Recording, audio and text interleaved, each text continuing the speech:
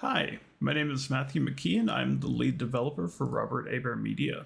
Today I'm going to be showing you what to do when you have a section that's connected to a dataset that you actually want to move into a global section such as your footer or your header.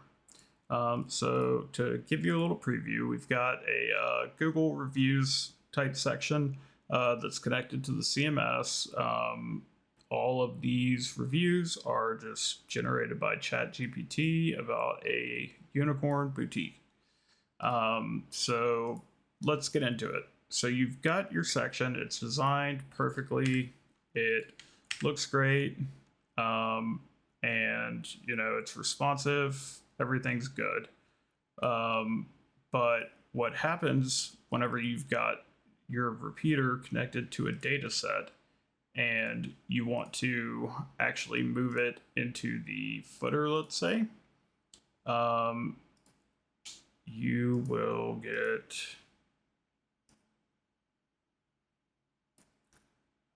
this message: disconnect from CMS. Attaching this element to a global section will disconnect it from the CMS. Well, that's kind of frustrating, but there is a solution. So we'll go ahead and disconnect it, and we will get it positioned how we want it.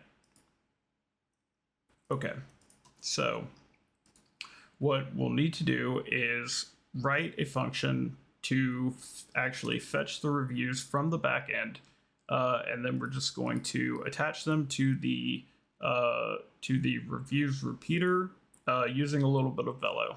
So I'll go ahead and show you what the collection looks like right now.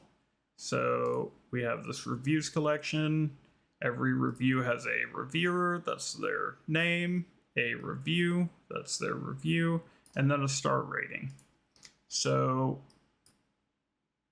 what you're going to do is go to these two brackets, go to backend, and right here you're going to hit the plus and go to add JSW file. And I like to title my JSW files after the collection that they relate to. So this I will call reviews, and you will get this. So let me make this a little bigger for y'all. Okay, so we're going to be doing data fetching. So what we're going to want to do is start by importing Wix data from Wix Data, and you'll see, let me make it a little bit bigger and then close this. Okay, so we're going to start with a function called getAllReviews. And it needs to be exported, meaning that we can import it other places in the code. And then it also needs to be designated with async, as we're going to be performing asynchronous operations. So if that didn't make any sense, don't worry. This is a pretty basic function that you should just be able to copy and paste or recreate this code, and it should work just fine for your use case. So we'll start by declaring a variable called letResults equal, and here we're going to do wixdata.query, and the collection ID for this collection, I believe, is reviews, and we'll do a limit of 100, and we will do a .find. And then optionally pass it the option suppress auth equals true, meaning that this code will run as the administrator user. This is not always necessary to do, but I always do it just because there are some instances where the code doesn't run as an administrator and your query fails, which you never want. We'll then use a .then and return results, and make sure to catch any error. And then we'll also declare an array called all items that will be equal to results.items. And for most collections, this will be just fine. Now you see right here, we get property items does not exist on type promise any.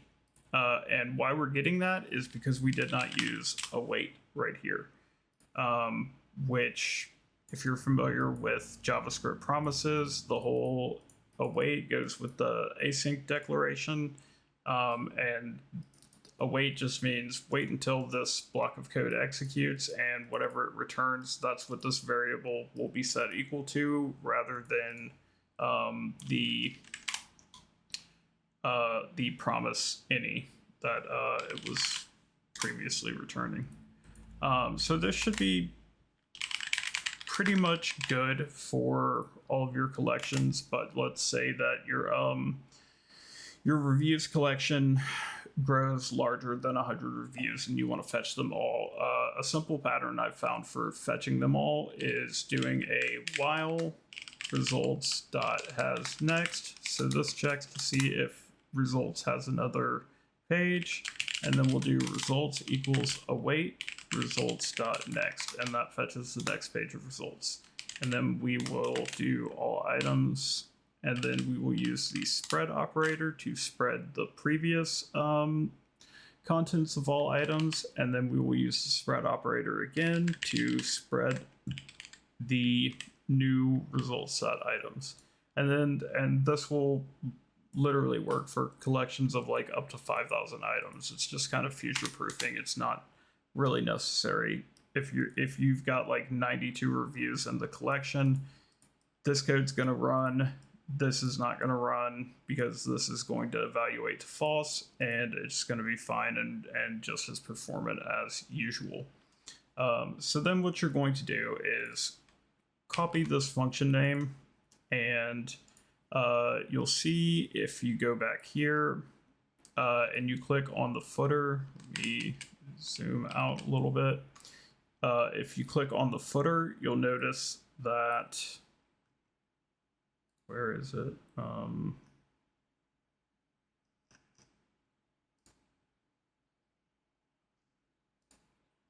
Okay, you'll notice that here, instead of being able to add properties and events, it'll say open masterpage.js.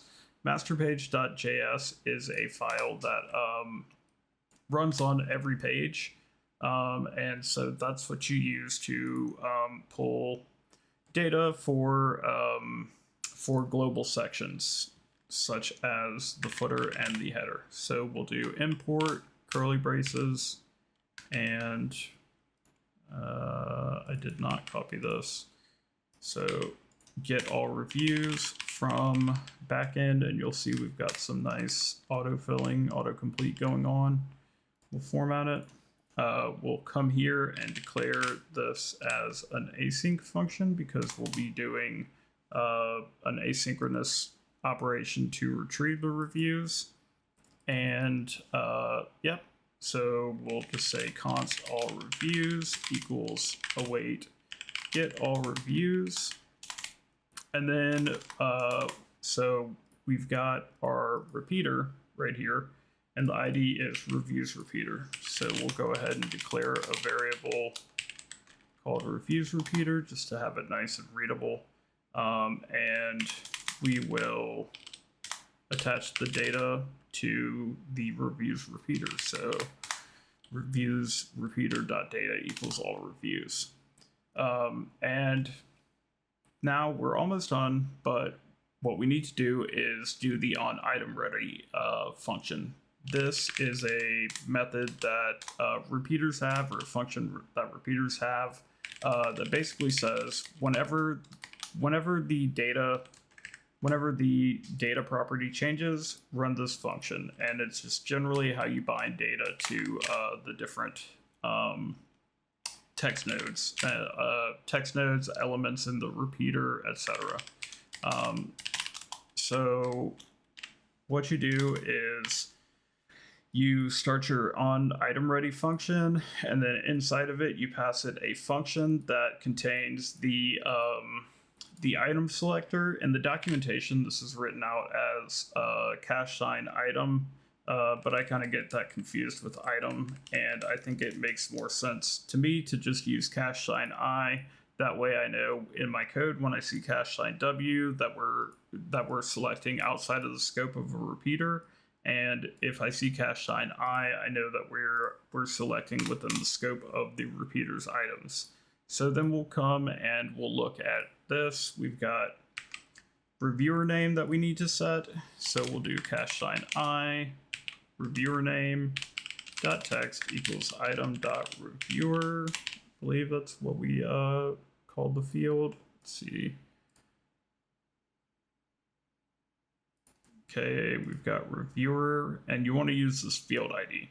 So we've got reviewer that we need, we've got review, and then we've got star rating. So that should be nice. And then we'll go ahead and set this collapsible text.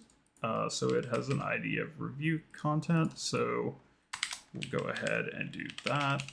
And the good thing about collapsible text is that it works just like a regular text node, meaning that you can set the text property and it'll just work, which is pretty fantastic. So we'll do that. And then there's this ratings display element, which I actually hadn't worked with until I ran into this problem today. That just works kind of like a star review. It actually seems pretty handy, as you can just assign the star rating and it'll just display it. Previously, like back in the classic editor days, I had to do things like having 5 star elements, and then based on the star rating, I would hide, I'd have star rating 1, 2, 3, 4, 5. And if it was a 4, I'd hide star rating number 5. It was messy. This solves that problem. So what we'll do is we'll get a reference to the review rating. And let's take a look at what it has. So it has most of the regular properties, and what we're looking for is rating. And we will set the rating equal to item.star rating. And that should be good. So we'll publish now. And let's go ahead and see. Yep, looks to me like it's working. We're getting this. You can see there's 5-star reviews, 4-star reviews, 3-star reviews. It's just working, and so does the show more. What doesn't work, however, is this part up here. So what we're going to do is we're going to do a little experiment. First, we're going to get this ratings display element, and it's, once again, it's the same as this, just with settings, show rating value and show number of ratings on. So it can kind of work as like a review recap for all of the reviews. So what we will do is we'll make a variable that's a reference to it, and we'll do ratings display dot I think it's num ratings, so the number of ratings, and that'll be equal to all reviews dot length.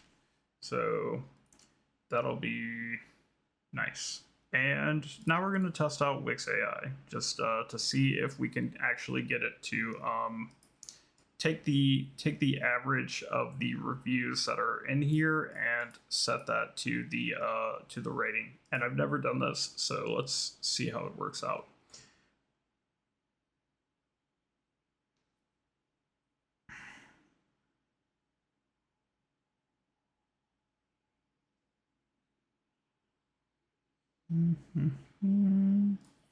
So we will open master page JS, and we'll just copy the code.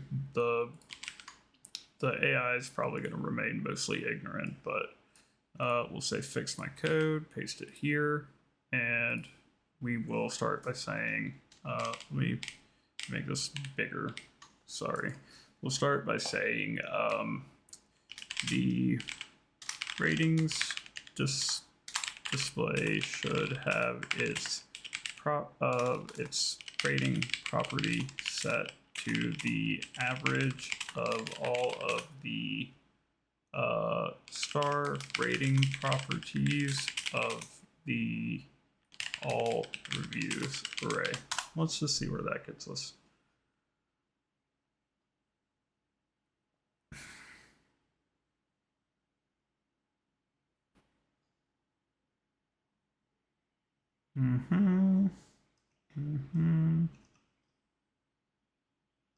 Okay, so total rating, average rating. Let's just insert it and see what this does. All right, now that we've used the Wix AI, we'll close the IDE. And we'll see that our code has transferred, and hit publish, and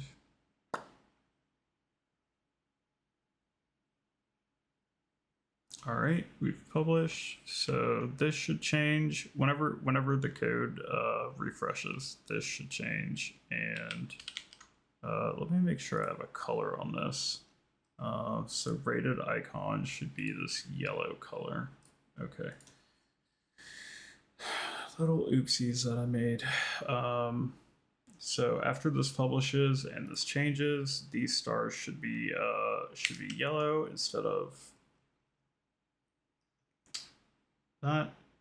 And here you can see there's a 4.2 average review and 51 reviews. So again, this is kind of an edge case, but just in the event that you run into this issue, this is how you solve it. And also a little bonus bit using the Wix AI tool, which I find to be kind of useful sometimes. Whenever I've just got like a thing that I could do it, but you know, it would take me probably like 5 to 10 minutes, you know, just because it's like math. So then I just get Wix AI to do it or try to do it, and then I just go from there. And this time it happened to work out. But thanks for watching, you guys. Any comments or questions, feel free to put them in the comments section. But until next time.